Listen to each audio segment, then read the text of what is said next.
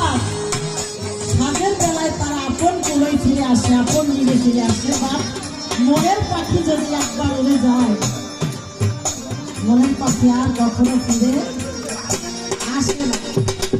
এই তো মুসলিম সাইজি বলেছেন,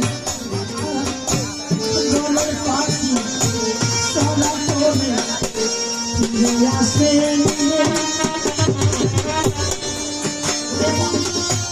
মনের পাখি উড়ে গেলে আসে আর ফিরে আসে।